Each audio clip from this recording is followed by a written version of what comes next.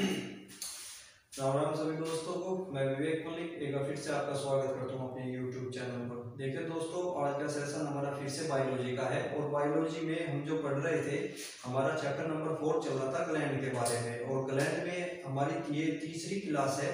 इससे पहले की 2 क्लासों में हमने अपनी 5 ग्रंथियां पूर्ण रूप से पढ़ ली है। अब आगे की कार्रवाई हम शुरू करते हैं। तो आज जो हम ग्रंथि पढ़ेंगे वो पढ़ेंगे हम हाइपोथैलेमस।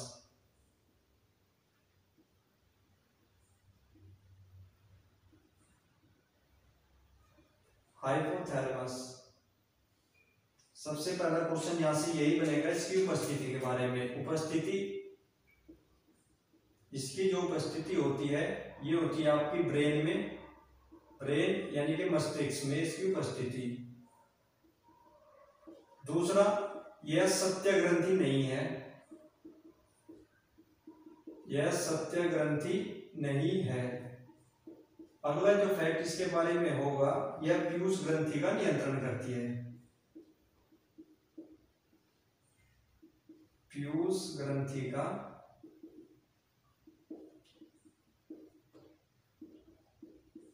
नियंत्रण करती है। तो अब समझते हैं। सबसे पहले तो हाइपोथैलेमस मैं आपको पढ़ा भी चुका हूं। हाइपोथैलेमस मैं आपको एक तो आपको ब्रेन में पढ़ाया था,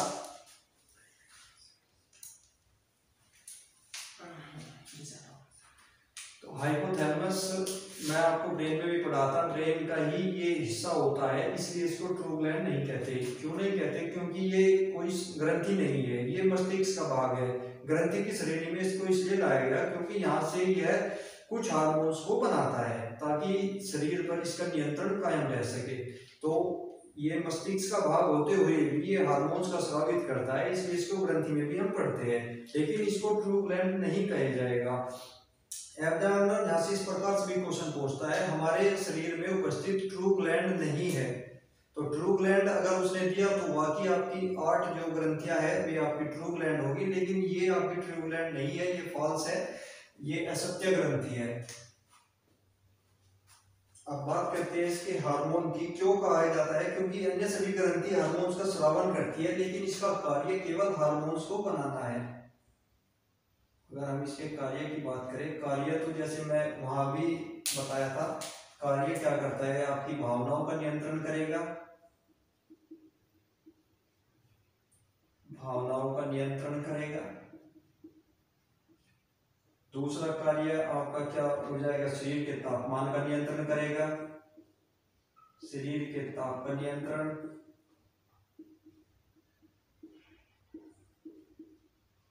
करता है और ये हार्मोन्स को बनाता है।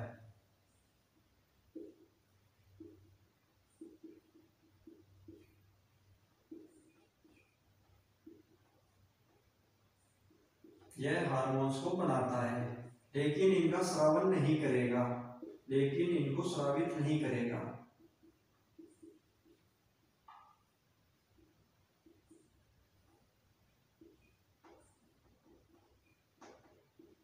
जब ये हार्मोन्स को बनाएगा तो इस हार्मोन्स का स्रावन कौन करता है? स्रावन इनका करती है आपकी पीयूष ग्रंथि।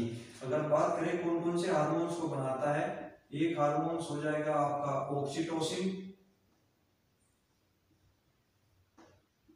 दूसरा हार्मोन्स हो जाएगा ADH। ये 2 हार्मोन्स को ये बनाता है, लेकिन इनका स्रावन नहीं करेगा। तो फिर इनको स्रावित कौन करता है? इनको स्रावित करेगी आपकी पीयूष ग्रंथि।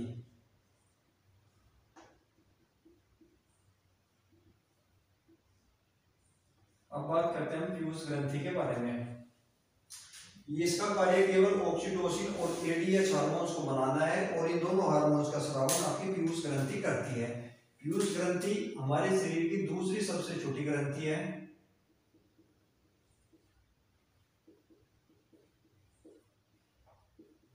हमारे शरीर की दूसरी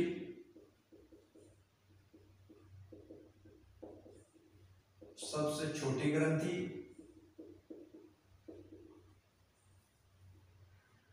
यह अन्य हाइपोथैलेमस को छोड़कर अन्य सभी ग्रंथि का नियंत्रण करती है। इसका अन्य नाम इस प्रकार क्या हो जाएगा, इसका अन्य नाम हो जाएगा मास्टर ग्लैंड। और मास्टर ग्लैंड क्यों कह रहे हैं, क्योंकि अधिकतर ग्रंथियों का नियंत्रण,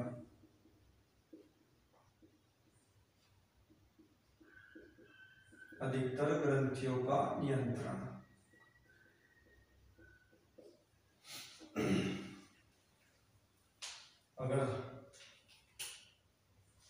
अगर हम पीयूष ग्रंथि को मास्टर ग्लैंड कह रहे हैं, क्यों कह रहे हैं मास्टर ग्लैंड, पीयूष ग्रंथि को मास्टर ग्लैंड इसलिए कहा जा रहा है क्योंकि जो पीयूष ग्रंथि होती है हाइपोथैलेमस को छोड़कर अन्य सभी ग्रंथियों का नियंत्रण आपका पीयूष ग्रंथि करेगी, या हमारे शरीर की जितनी भी ट्रू ग्लैंड है उनका नियंत्रण आपकी पीयूष ग्रंथि करेगी। तो पीयूष का ग्रंथि का नियंत्रण कौन करता है, अगर देखा जाए पीयूष ग्रंथि का नियंत्रण आपका हाइपोथैलेमस करता है। तो इस प्रकार हाइपोथैलेमस को भी एक नाम दिया जाता है और इसको कहते हैं हम super master gland.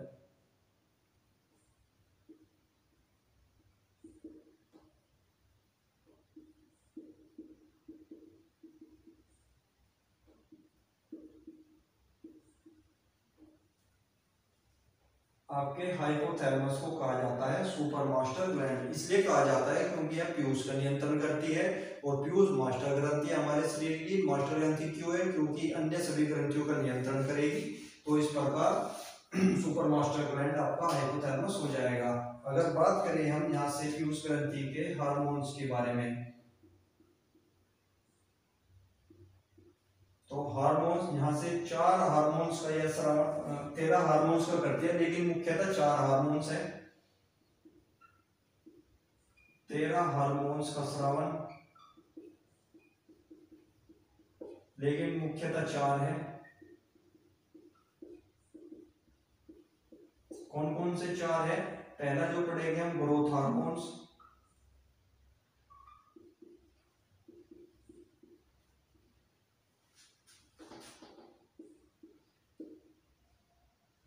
Growth hormones यानी कि वृद्धि हार्मोन्स। ग्रोथ हार्मोन्स क्या कार्य करता है हमारे शरीर में,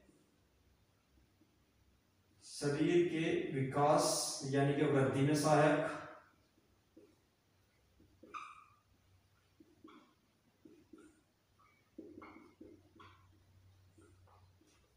और मैक्सिमम 21 एज तक ये होता है, ये विकास मैक्सिमम 21 आयु तक।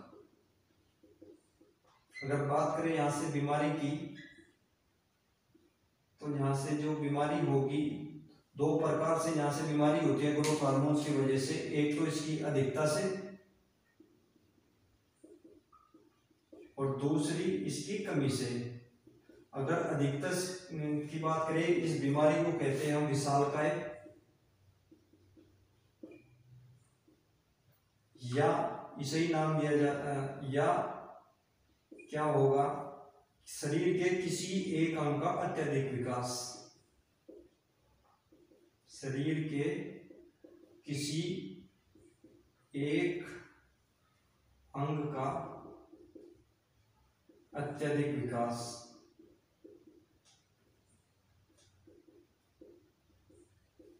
दूसरी इसकी कमी से, सभी जानते हैं अगर ग्रोथ हार्मोन्स की हमारे शरीर में कमी हो गई तो उस बीमारी को कहते हैं बौनापन। अब जो अगला हार्मोन्स यहां से निकलेगा उसको कहते हैं हम प्रोलैक्टिन।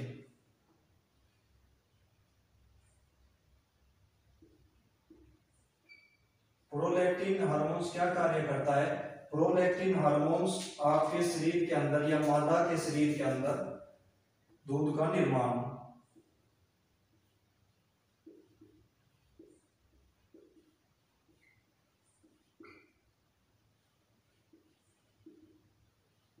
दूध का निर्माण। अब 2 हार्मोन और पढ़ने इसके बारे में। अगला हार्मोन जो हम यहाँ पर पढ़ेंगे वो पढ़ेंगे ऑक्सीटोसिन।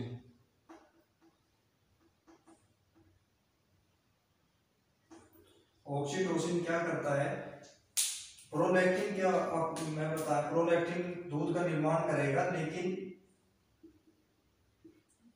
दूध का स्रावन नहीं करता।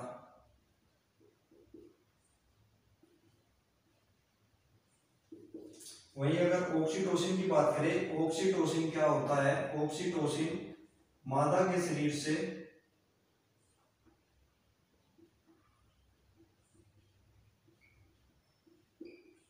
दूध को स्रावित करता है।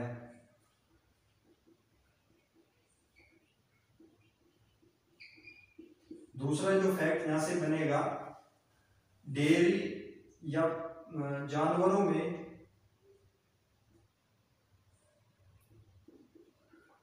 में दूध निकालने के लिए या जानवरों से दूध निकालने के लिए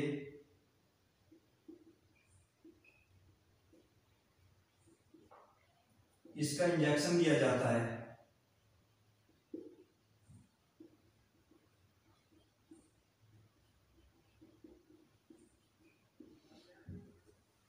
अगला हार्मोन जो हम पढ़ेंगे यहाँ पर ADH।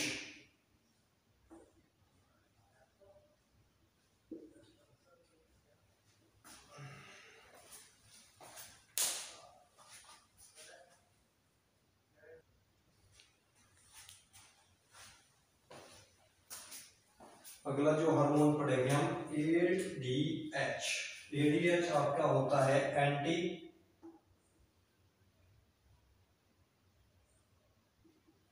एंटी डायूरेटिक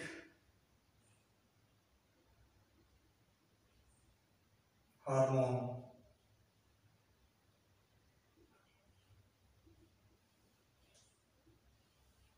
इसकी फुल फॉर्म होती है एंटी डायूरेटिक हार्मोन, यानी कि ये क्या करता है, आपके शरीर में जल की मात्रा का नियंत्रण।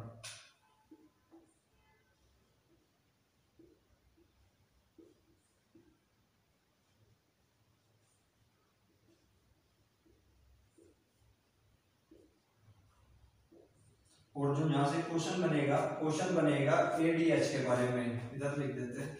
अगर आपके शरीर में ADH जल की मात्रा का नियंत्रण कर रहा है, तो अगर पूछे ADH के ज्यादा स्रावन होने से क्या होगा, आपका बॉडी वाटर,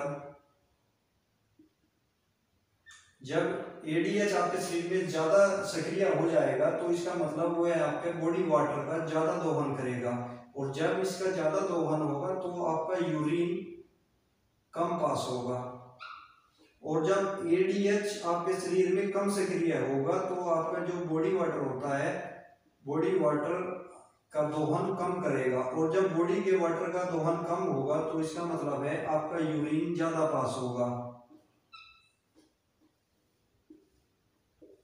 तो ये संबंध आप याद रखना। यहाँ से जो संबंध निकलेगा ADH का जो संबंध है बॉडी वाटर के साथ, वो सीधा अनुक्रमानुपाती है, यानी कि ADH बढ़ेगा तो बॉडी वाटर का ज्यादा दोहन होगा, और ADH घटेगा तो बॉडी वाटर का कम दोहन होगा।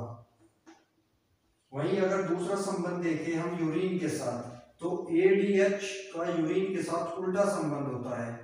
उल्टा संबंध मतलब अगर ADH कम सक्रिय है तो कम होने से आपका यूरिन ज्यादा पास होगा, और इसके ज्यादा सक्रिय होने से आपका यूरिन कम पास होगा। तो आपकी दो ग्रंथियां यहाँ पर समाप्त हो गई, इसको नोट कर लेना। एक बार मोटा मोटा रिवीजन कर लेते हैं। यहाँ पर हाइपोथैलेमस आपके ब्रेन में उपस्थित होता है, सत्य ग्रंथि नहीं है, और इसको सुपरमास्टर ग्लैंड भी कहते हैं। सुपरमास्टर ग्लैंड क्यों कहते हैं इसको? सुपरमास्टर ग्लैंड इसलिए कहते हैं क्योंकि यह पीयूष ग्रंथि का नियंत्रण करता है, और पीयूष ग्रंथि अन्य सभी ग्रंथियों का नियंत्रण करेगी। तो एक प्रकार से जो नियंत्रण पहुंच जाता है वो हाइपोथैलेमस के पास पहुंच जाता है, यानी कि हाइपोथैलेमस जो होता है आपका सीधे तौर पर संबंध नहीं, लेकिन अगर कहे जाए तो अवास्तविक संबंध भी इनके साथ वो स्थापित करता है। तो अगर यहाँ से हार्मोन्स की बात करें हम हाइपोथैलेमस से, हाइपोथैलेमस हार्मोन्स का स्रावन नहीं करता, यह केवल इसका कार्य जो होगा हार्मोन्स को बनाना होगा, और वे भी दो हार्मोन्स बनाएगा, एक तो ऑक्सीटोसिन बनाएगा और आपका ADH बनाएगा। ADH आपके शरीर में पानी की मात्रा का संतुलन करेगा। ADH के ज्यादा सक्रिय होने से क्या होगा, बॉडी वाटर का दोहन ज्यादा होगा, दूसरा आपका यूरिन कम पास होगा। अगर ADH कम हो गया तो आपका यूरिन भी आपका ज्यादा पास होगा। ये संबंध मैं आपको बता चुका हूँ। वही अगर हम बात करें ऑक्सीटोसिन, ऑक्सीटोसिन क्या होता है, मादा से जो दूध निकालते हैं या दूध का स्रावन होता है तो उसको करने में सहायक कौन होता है? आपको ऑक्सीटोसिन होता है। लेकिन अगर दूध की बात है, दूध बनाने का कार्य आपका प्रोलैक्टिन करेगा और इसका स्रावन आपका ऑक्सीटोसिन करेगा। वही अगर बात करें हम ग्रोथ हार्मोन जो कि पीयूष ग्रंथि से स्रावित होता है। ग्रोथ हार्मोन्स में सभी जानते हैं जो हमारी वृद्धि है 21 साल तक बढ़ती है, और दो बीमारी होती है यहाँ से। एक तो विशालकाय यानी कि शरीर का विशाल रूप धारण कर लेना, जैसे हमारे खली है, लंबा मुंह को हो जाएगा, चेस्ट लंबी, पेट लंबा, सब कुछ लंबा मतलब।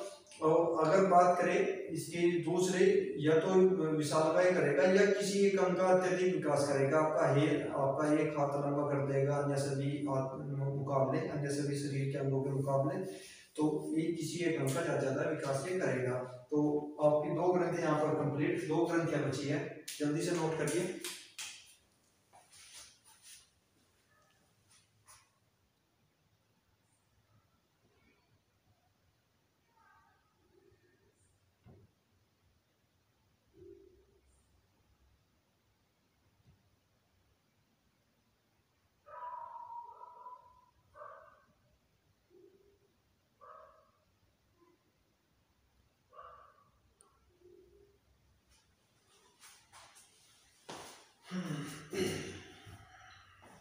नोट करिए, फिर आगे चलते हैं, खत्म करते हैं आज इस टॉपिक को।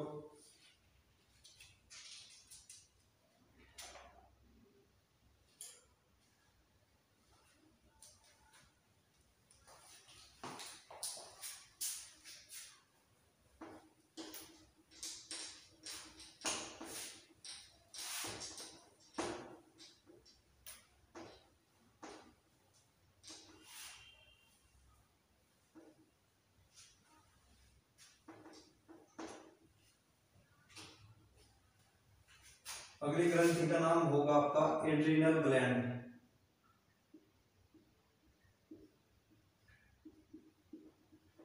इसको कहते हैं हम अधिवृक्क ग्रंथि।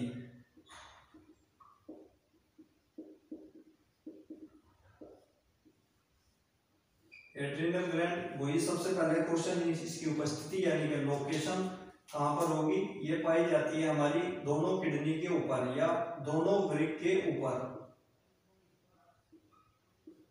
दोनों वृक्क के ऊपर यानी कि किडनी, वृक्क को कहते हैं हम किडनी।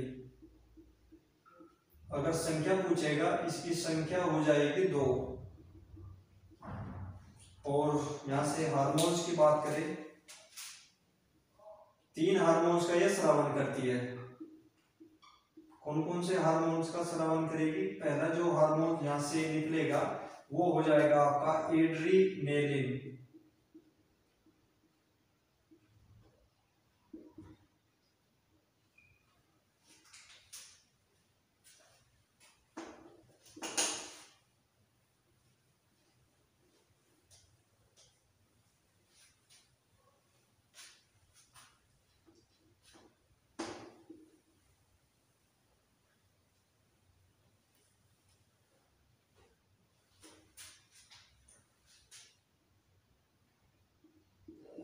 एड्रीनेलिन या इसी का दूसरा नाम होता है एपिनेफ्रिन।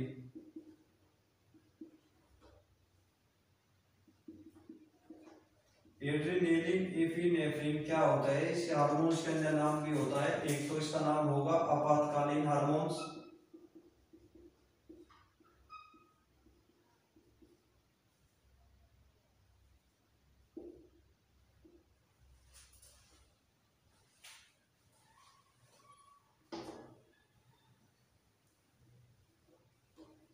इसको कहते हैं हम आपातकालीन हार्मोन्स।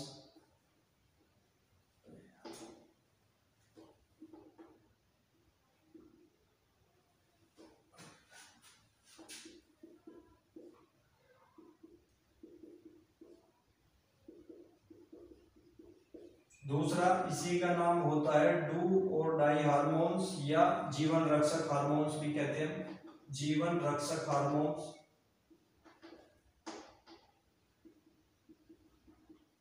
या इसी का एक नाम भी और होता है 3F हार्मोन्स।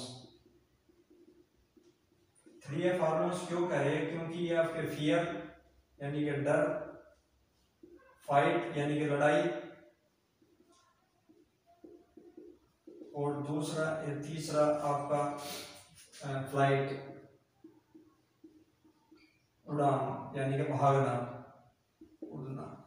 होता क्या है, जैसे आपने देखा होगा आप कहीं पर जा रहे हैं, अचानक आपको धक्का लग जाए या ठोकर लग जाए तो आप गिरते हैं, और गिरने से जो आप गिरते समय बचते हैं, मतलब गिरने से संभलने के लिए, तो अचानक आपको झटका लगता है, और उस झटका किसके कारण, एड्रेनलिन के कारण ही लगता है, या एड्रेनलिन हार्मोन ही होता है जो आपको सूचना देता है कि रुकिए आप गिर जाएंगे, या आपको डर लग रहा है कहीं पर जाने के लिए तो ये आपको रोकता है कि वहां मत जाइए, आपके जीवन को खतरा है।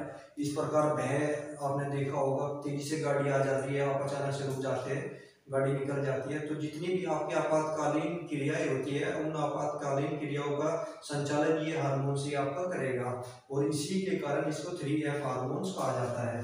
दूसरा हार्मोन जो यहाँ से स्रावित होगा वो होगा आपका कोर्टिसोल। कोर्टिसोल हार्मोन्स क्या करेगा, कोर्टिसोल हार्मोन्स आपके शरीर में आए हुए एक्स्ट्रा प्रोटीन को शर्करा में चेंज करेगा, यानी कि ये करेगा आपका एक्स्ट्रा प्रोटीन को शर्करा में चेंज करेगा।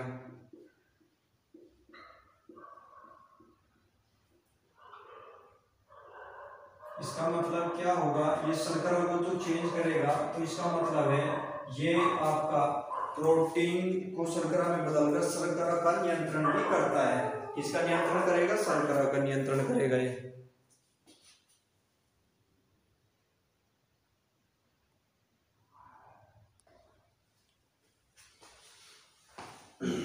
इसका मतलब है एक्स्ट्रा प्रोटीन को शर्करा में चेंज करेगा, इसका मतलब शर्करा का नियंत्रण करता है।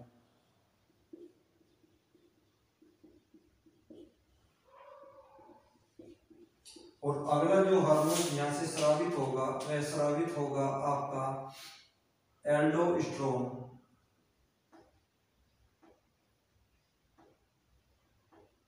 एल्डोस्टेरोन क्या करेगा, आपके रक्तचाप का नियंत्रण करेगा, रक्तचाप का नियंत्रण करेगा। और दूसरा जो कार्य होगा इसका, रक्तचाप के साथ साथ आपके तनाव का नियंत्रण भी करेगा, तनाव का नियंत्रण आपका यही करता है आपके शरीर में। ठीक है, तो इस आधार पर जो इसके इतने महत्वपूर्ण कार्य है, इसके आधार पर कभी कभी यहाँ से क्या होगा, अधिवृक्क ग्रंथि के अन्य नाम भी पूछ लेता है। इस ग्रंथि के अन्य नाम और देख लीजिए फटाफट। इसके अन्य नाम हो जाएंगे आपके, एक तो आपातकालीन ग्रंथि,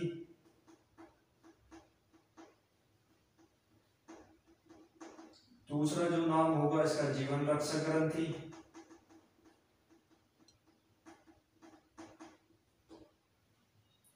तीसरा होगा डू और डाई ग्लैंड भी इसको ही कहते हैं,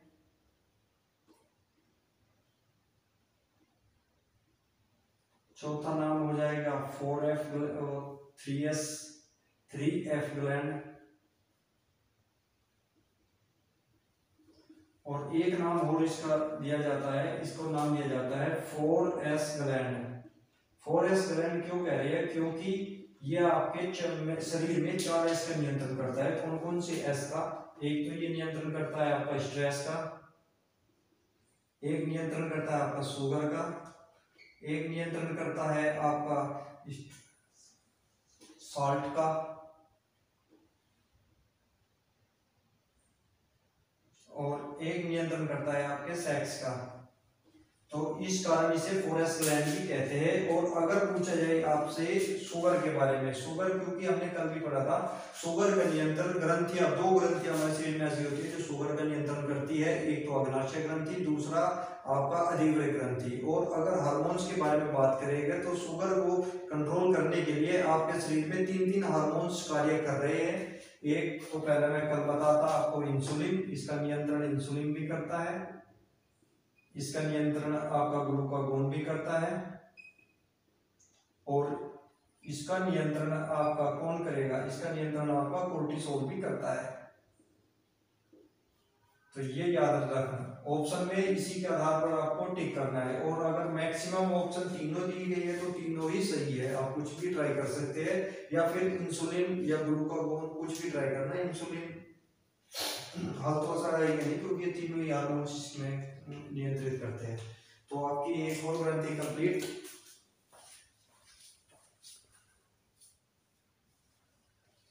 फिर आगे चलते हैं, थोड़ा सा तेजी से चलना पड़ेगा क्यों, आज ये चैप्टर खत्म ही करते हैं। बस एक ग्रंथि हो रह गई आपकी हम यहाँ पर, और वो पढ़नी है हमें गोनैड्स के बारे में। गोनैड्स से ज्यादा क्वेश्चन नहीं आएगा, केवल एक या दो चीज है जो हमें समझनी है यहाँ पर।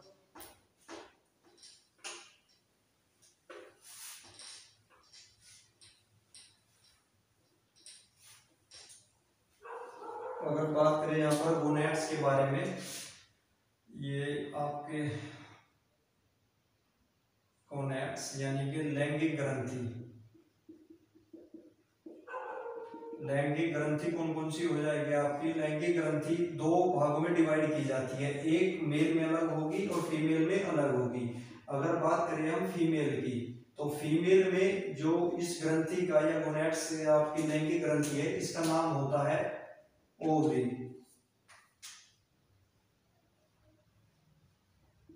और यही जो भाग आपका मेल में प्रेजेंट है, मेल में इसको कहते हैं हम,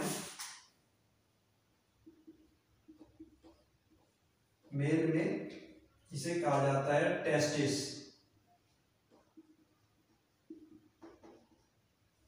तो पहले ओवरी के बारे में पढ़ते हैं। ओवरी सबसे पहले वही क्वेश्चन, इसकी लोकेशन के बारे में, आंत के नीचे, आंत के नीचे पाई जाती है।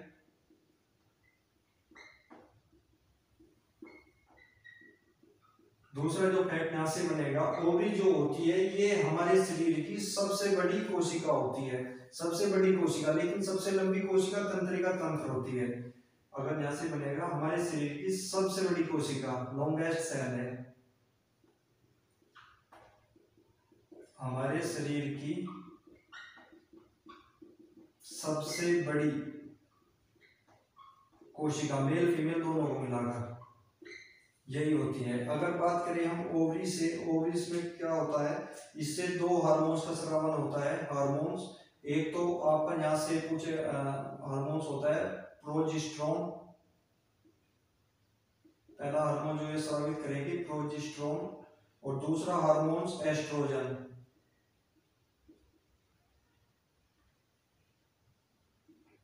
दो हार्मोन्स का यहाँ से स्रावन होगा। अगर बात करें प्रोजेस्टेरोन क्या होगा, प्रोजेस्टेरोन आपका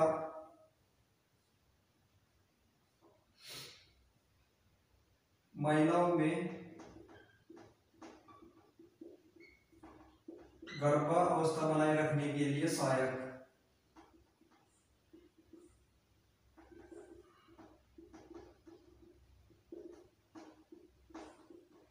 बनाए रखने के लिए सहायक।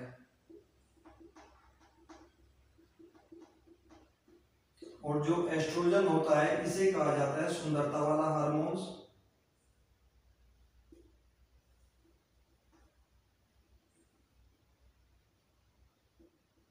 ब्यूटी हार्मोन्स इसे ही कहते हैं।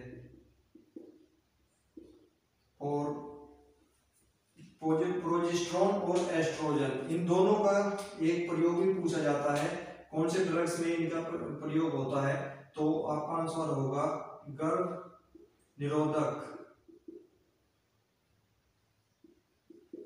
दवाई में प्रयोग किए जाते हैं।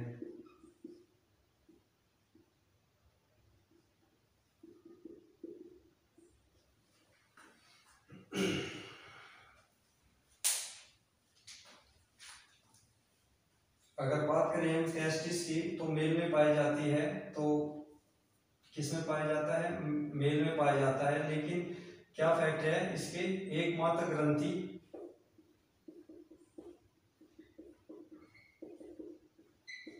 जो हमारे शरीर के बाहर उपस्थित है,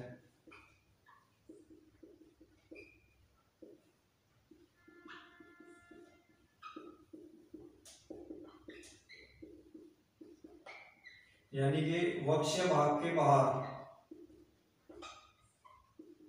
वक्ष भाग आपका जो चेस्ट वाला रीजन है, इसके नीचे का रीजन होता है। दूसरा किसका निर्माण करते हैं, ये निर्माण करते हैं आपके शुक्राणु का।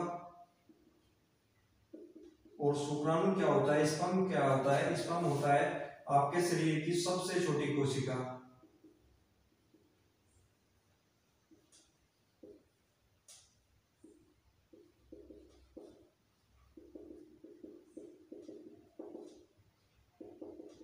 हमारे शरीर की सबसे छोटी कोशिका। और हार्मोन्स क्या स्रावित होता है,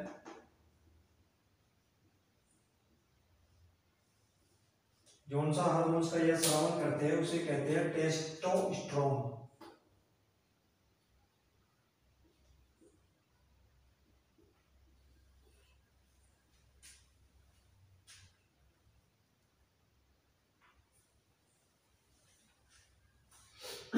तो टेस्टोस्टेरोन का यह स्रावन करते हैं। हो गया आपका ये चैप्टर।